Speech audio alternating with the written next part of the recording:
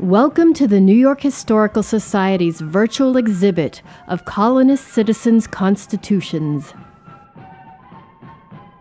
When you enter the tour, you will see a rotating 360 view of the gallery. You may turn off the rotation at any time by clicking the pause button in the lower right-hand toolbar. To view in full screen, click the expand icon on the bottom left. Exit full screen mode by hitting the escape key. You may click and drag the screen to look left and right or up and down. You can scroll your mouse wheel to zoom in and out. You can also use the controls in the bottom right bar to move around. To move to another area in the room, click the camera icon.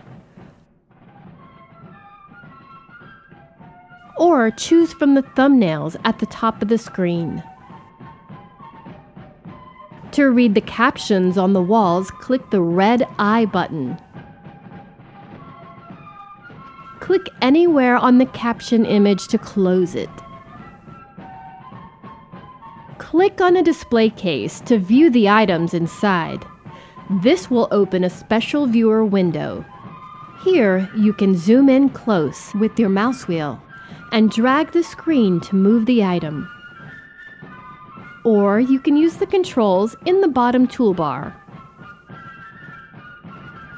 View more images by clicking the thumbnails on the left-hand side. Close this window by clicking the gray X in the upper right-hand corner. For cases containing multiple items, click on the green plus icon to open the viewer window for that piece. Click the innermost X in the red box to close this viewer and return to the other items in the case. To return to the gallery, click the gray X in the upper right corner. Where you see a sound icon, you may click to hear the audio guide. Ohio had perhaps 60,000 white settlers in 1802. Click the sound icon again to turn off the narration. We hope you enjoyed this virtual tour of colonist citizens' constitutions at the New York Historical Society.